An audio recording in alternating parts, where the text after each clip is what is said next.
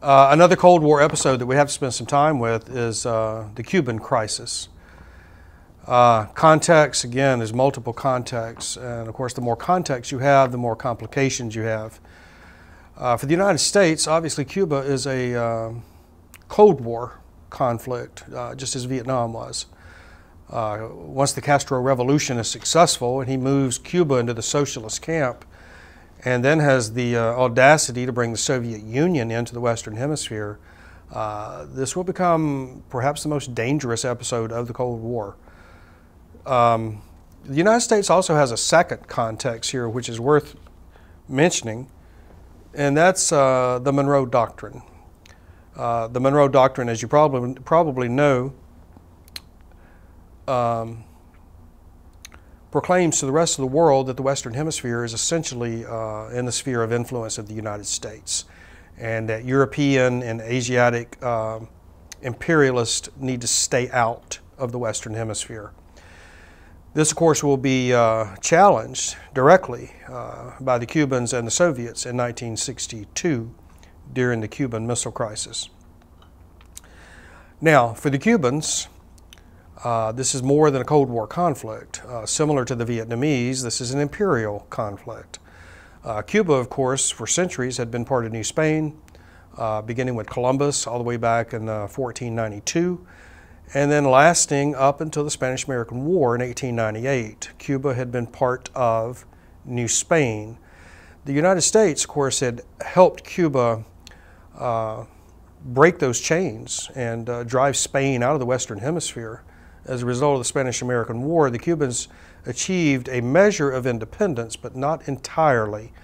The Platt Amendment allowed the United States access to Cuba, Cuban politics, the Cuban economy, and indeed Teddy Roosevelt made a point of telling the rest of the world to stay out of Cuba, but allowing the United States to interfere in Cuba if necessary.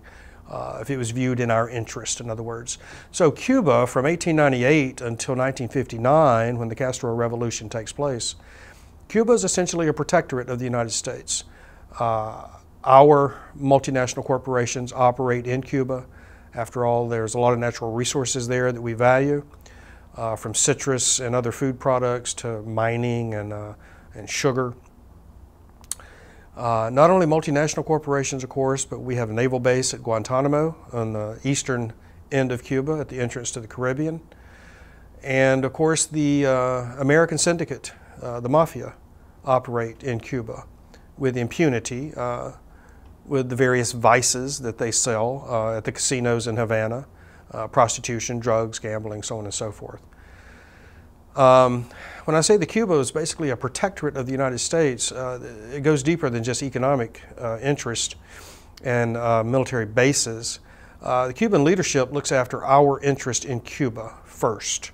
Not the Cubans' interest, but the United States' interest. We trained Cuban police force, we trained Cuban military, and Cuba is very much a plaything of the United States for a half century. This will come to a sudden and dramatic end in 1959. The significance of the Cuban crisis, I guess there are a few here. One, Cuba does maintain its socialist sovereignty throughout the second half of the 20th century. My goodness, the Castro brothers are still alive. Fidel looks like a New Testament prophet at this point. His brother is still in charge, and we are now, after a half century, beginning to reopen normal relations with Cuba again. It's about time. The Cuban crisis is also significant because it brings us to the brink of nuclear war. This is the closest we come during the Cold War to becoming a hot war, shall we say. Another significance is that the Cuban crisis is going to lead to the assassination of President Kennedy. And we'll get into that in another lecture. 1959, Castro takes over in Cuba, young, charismatic leader. He's courted by the United States. He comes to this country, shows up on talk shows, and has a meeting with Vice President Nixon. after his return to Cuba, it becomes obvious that Castro is going to chart his own path in Cuba, and it's not a path that we're going to appreciate. He begins to nationalize U.S. assets in Cuba. That is, General Foods and mining corporations and AT&T. Large corporations are going to have their assets taken by the Cuban government. This, of course, makes a lot of very powerful people angry. Castro is going to throw the mob out of Havana. Havana, of course, was Sin City. That's where wealthy Americans can go to misbehave. The mafia is jailed or thrown off the island. The U.S. government, the Eisenhower administration, determined that they're not going to tolerate this. And plans are set in motion to eliminate Castro and to bring Cuba back into the lucrative relationship with the United States that that we had always enjoyed at her expense. So it's determined to take out Castro. How are we going to do this? Central Intelligence is given this task. Richard Nixon, the Vice President, is the White House officer in charge of this operation. The agency develops a two-track strategy in Cuba. On the one hand, we begin to recruit, arm, train anti-Castro Cubans who have fled the island. Many thousands of them have ended up in Miami, Florida, and other places in the American South. These anti-Castro Cubans, we end up putting together a brigade of about 1,500 anti-Castro Cubans under the tutelage and direction of the CIA. The purpose of this brigade is to invade Cuba and start an uprising which will oust Castro and return Cuba as a protectorate of the United States. Second track, of course, is assassination. The CIA enlists the help of the American mafia to try to kill a foreign head of state, in this case Fidel Castro. So these two tracks are running simultaneously through the election of 1960. Now, Vice President Nixon, it was expected, would win this election and would simply continue these operations against Cuba. Much to many people's surprise, Jack Kennedy wins this election. Kennedy, by a very narrow margin, I should add. Kennedy is briefed on these plans, at least the invasion plans, and he signs off on them.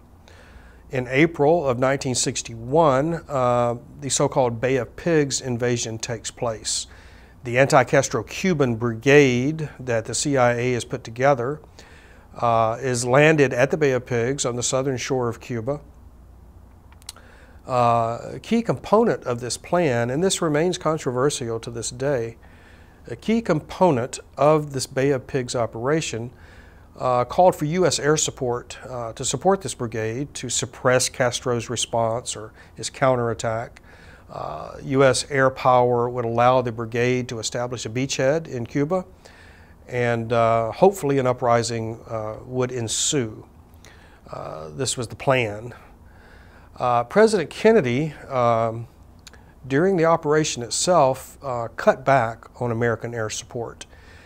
Kennedy was fearful of the United States being identified with this military invasion of Cuba. He wanted it to look entirely as if it was an indigenous uprising, a Cuban operation. And of course, the withdrawal of air support is going to result in the killing and capture of the majority of this Cuban brigade. So the Bay of Pigs ends up as a disaster. Now, I want you to think about the people who feel betrayed here. The anti-Castro Cubans, who end up either dead or in Castro's jails, certainly feel betrayed by the president's withdrawal of air support. Certainly the CIA, who had put this operation together, and I believe the agency thought that Kennedy would go forward with complete air support if he was faced with defeat. The president did not. The president accepted the defeat of the anti-Cuban or the anti-Castro brigade instead of drawing the United States further into the conflict. So the agency is left with egg on its face. As a result of the Bay of Pigs, Kennedy will fire Allen Dulles and Richard Bissell. Dulles, of course, was DCI, Director of Central Intelligence. Bissell was heavily involved in the plannings for the Bay of Pigs. These two men are fired. An investigation takes place. Kennedy begins to severely distrust the information he's getting from the CIA and from the military. He begins to distrust their judgment and perhaps their motives. So as a result of the Bay of Pigs, Castro begins to cast about to find powerful friends, so that when the United States attacks again, perhaps he will have allies. And of course he finds these friends in the Soviet Union, a fellow socialist country. Why did Nikita Khrushchev, the Soviet premier, why did he allow Soviet missiles to be installed in Cuba? According to Khrushchev's memoirs, there were a couple of reasons. One, Khrushchev was aggravated that the United States had his country surrounded by missile installations, and thought that what was good for the goose maybe is good for the gander. Soviet missiles in Cuba, 90 miles from Florida, would put the United States in the same sort of predicament that the Soviet Union found itself in. Another reason that Khrushchev put the missiles in Cuba was undoubtedly to deter the United States from invading Cuba again. The Bay of Pigs in April of '61. The missiles began to go into Cuba in September of '62. So this is an attempt to deter the United States from further aggression against a fellow socialist country. American U-2 flights will discover these missiles in October of '62. The president is alerted. An executive committee is formed to try to figure out options of how to remove these missiles. Basically, two options are presented to President Kennedy. The first is a full-scale invasion of Cuba to destroy the missiles and to occupy the island, kill Castro, and return Cuba to the United States as a protectorate. The second option is a quarantine, to use the United States fleet to surround Cuba and to prevent the further introduction of more and more Soviet equipment, more Soviet missiles, etc. The first option, the military option, is very dangerous indeed. If you go in and take out these missiles, you're probably going to kill Soviet technicians who are installing them. If you kill Soviets in Cuba, what is Khrushchev going to do in Europe? Will he attack West Berlin, the most vulnerable point in the NATO alliance? If he does, that obligates the United States to respond and to protect West Berlin. This, of course, could rapidly escalate into nuclear war. So the military option is decided against, and the isolation or the quarantine of Cuba begins. Probably the most tense moment during the Cuban Missile Crisis is when Soviet ships approach the quarantine line, and the Soviet and American navies face each other.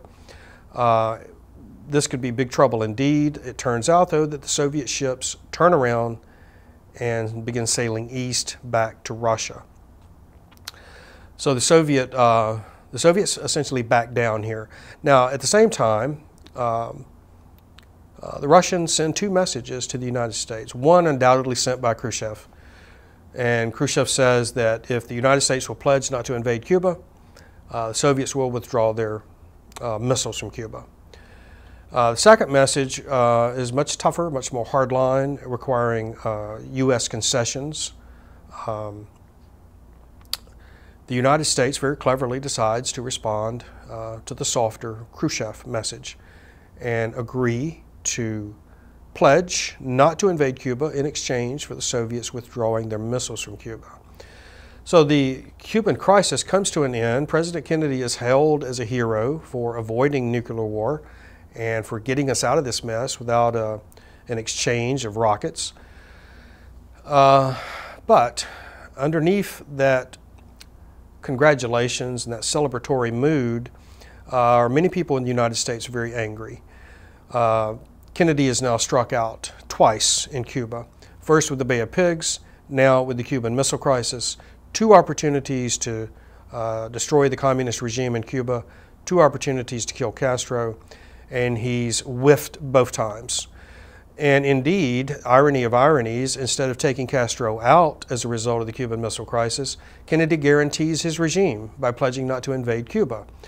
Many people in Washington view Kennedy as now becoming perhaps soft on communism. Maybe he doesn't have what it takes for this job. So the outward joy at the result of the Cuban Missile Crisis covers this darker resentment against Kennedy for negotiating with the Russians, for allowing Castro to continue in office, and appearing, much to Cold War warriors' dismay, to be a president who is not protecting the national interest of the United States. Again, this will lead directly to Kennedy's assassination in 1963, and we'll pick that up later. Thanks.